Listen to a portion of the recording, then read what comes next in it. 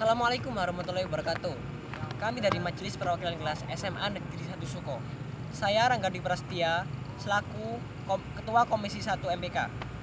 Dan saya adalah Muhammad Faris Abdullah sebagai Ketua Majelis Perwakilan Kelas SMA Negeri 1 Suko periode 2020-2021. Halo teman-teman yang ada di rumah atau dimanapun kalian berada.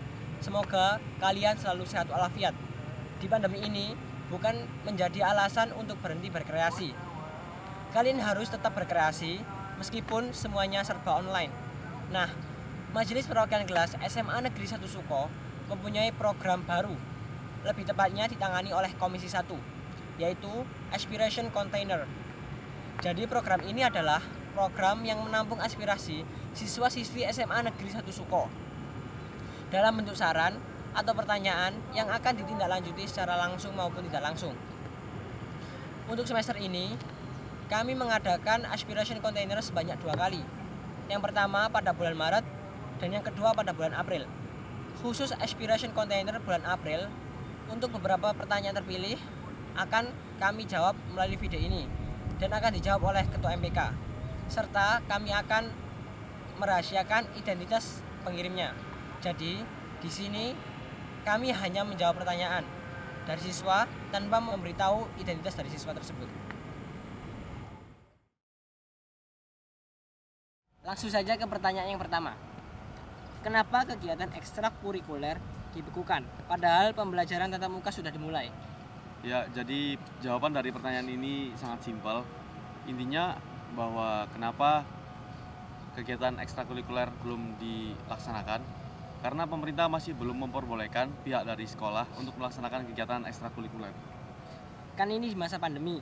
Mengapa Majelis Perwakilan Kelas SMA Negeri 1 Suko mengeluarkan keputusan untuk melaksanakan kegiatan organisasi secara online? Ya, mengapa kami mengeluarkan keputusan untuk pelaksanaan organisasi secara online? Yang pertama, mengingat bahwa sekarang itu masih masa pandemi. Dan yang kedua, kami belum berani untuk menjamin bahwa pelaksanaan organisasi di SMA Negeri 1 Suko, utamanya seperti pelaksanaan rapat-rapat non formal dari MPK sendiri, OSIS maupun ekstrakurikuler itu dilaksanakan dengan protokol kesehatan yang baik dan benar. Lalu yang ketiga, untuk melanjutkan roda organisasi maka diperlukan untuk pelaksanaan gitu.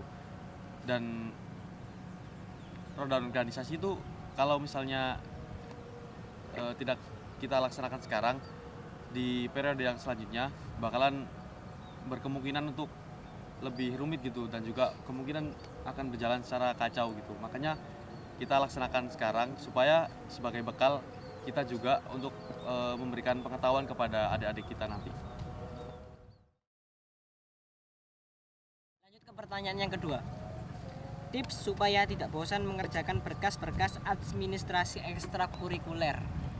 Ya, kalau mengenai tips supaya tidak bosan ya, jadi setelah kalian mengerjakan berkas-berkas gitu, luangkan waktu kalian buat melakukan hal yang kalian sukai gitu. Jangan hanya mengisi waktu-waktu luang untuk mengerjakan administrasi gitu. Jadi setelah itu kalian melakukan hal-hal yang kalian sukai, misalnya kayak nonton drakor, nonton anime, baca novel, atau mungkin ada yang hobinya belajar juga gak apa-apa, belajar gitu. Terus ini jangan mengerjakan itu dekat-dekat deadline gitu. Jadi kan kalau misalnya kita mengerjakannya di awal, jauh-jauh hari sebelum deadline, kita bisa lebih santai gitu. Jadi setelah mengerjakan itu ya masih ada waktu-waktu luang gitu, bisa buat hal itu tadi, melakukan hal-hal yang kita sukai gitu.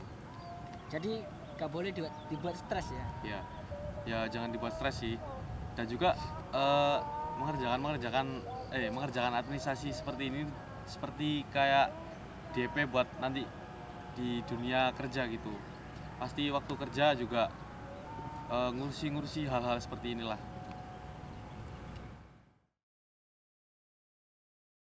Lanjut ke pertanyaan yang keempat.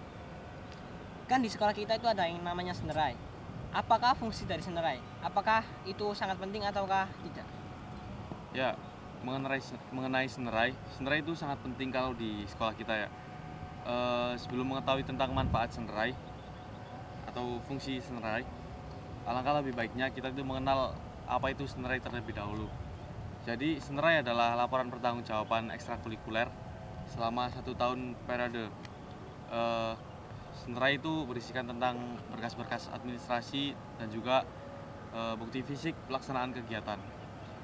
Lalu apa itu fungsi Senerai? Salah satu fungsi dari Senerai adalah untuk mengetahui progres perkembangan dari ekstrakurikuler dari tahun ke tahun gitu. Dari pertanggungjawabannya dapat kita lihat bagaimana sih perkembangan dari ekstrakurikuler setiap tahunnya, apakah menaik ataukah menurun gitu. Jadi Senerai sangat penting untuk melanjutkan roda kepengurusan ekstrakurikuler supaya lebih baik lagi. Lanjut ke pertanyaan yang kelima. Jika Dewan Kehormatan memberikan syarat yang susah saat pelaksanaan rencana kerja, apa sebaiknya kita menentang atau tidak? Ya, mungkin maksud dari pertanyaan ini tuh parameter terrealisasi dari rencana kerja ya. Contohnya seperti yang memberatkan itu contohnya seperti DK meminta untuk setiap kegiatan di rencana kerja itu dilaksanakan secara offline seperti itu ya. Kalau seperti itu kita lihat dulu dari nilai kemanfaatannya.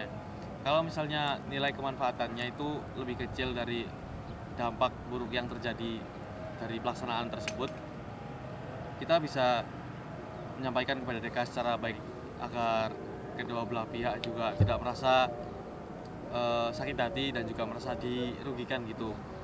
Jadi kita coba negosiasi dengan DK sampai kita menemukan titik terangnya gitu. Oke, jadi saling bernegosiasi. Ya, negosiasi omongan dengan baik-baik. Itu tadi adalah beberapa pertanyaan terpilih yang bisa kami jawab pada hari ini. Mohon maaf karena tidak bisa menjawab semua pertanyaan. Dan terima kasih kepada Faris selaku Ketua MPK SMA Negeri 1 Suko periode 2020-2021 yang telah menyempatkan diri hadir dan menjawab pertanyaan dari teman-teman.